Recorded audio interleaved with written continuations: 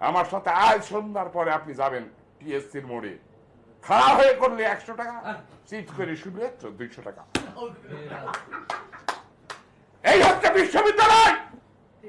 একটা বিবেকবান মানুষ, একটা মিডিয়া, কেউ কথা বলছে না।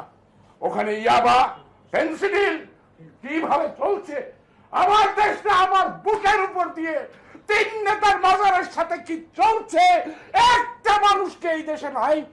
তারেক রহমানের ভুল থাকতে পারে, তারেক রহমান দুর্নীতিবাজ হইতে পারে, কিন্তু 15 বছরে তো 15 টাকার দুর্নীতিও ধরতে পারলেন না। কোথায়? খাম্বার কথা বললেন, যে খাম্বার দাম ছিল তারেক রহমানের আমলে 3000 টাকা, সেই খাম্বার দাম এখন 95,000 টাকা। কোন চুদির ভাই কথা বলছে না।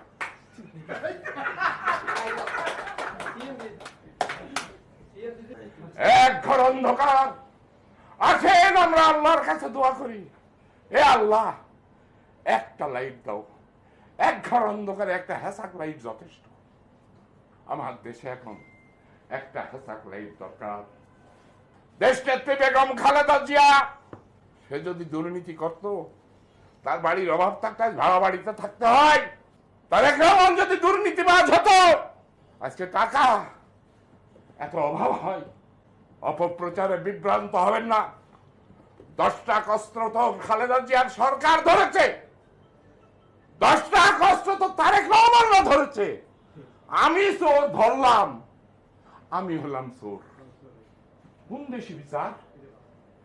চোর ধরলাম, আমি চোর ধরলাম, আমি চোর ধরেছি।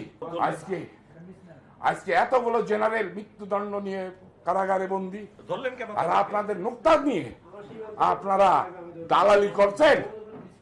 এই সমস্ত করিয়েন না।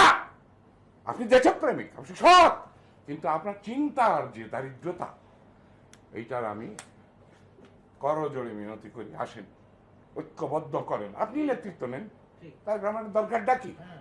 আমাকে মেজর জিয়া হবে 2 মিনিট। মেজর জিয়া না ভাই, আমি শেষ করে দিই। মেজর জিয়া তো বলে নেই, মেজর জিয়া তো বলে নেই যে আমাকে নেতা বানাও। মেজর জিয়া বলছে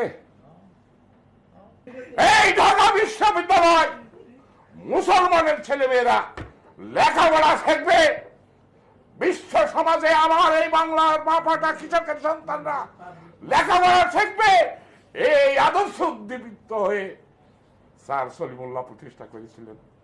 মুসলমানের ছেলে, আপনাকেই আমরা নেতা বানিয়ে নেব, সমস্যা তো নেই। সুতরাং আমি মনে করি এই যে মহামানব ডক্টর আল্লামা ইকবাল, তার মায়ের নাম নূর মোহাম্মদ, বাবার নাম নূর মোহাম্মদ, মায়ের নাম ইমাম বিবি। আসেন, এই সূর্য সন্তানকে জন্ম দিয়েছে নূর মোহাম্মদ আর ইমাম বিবি। আল্লাহ যেন তাদেরকে বেহেশত নসিব করুক।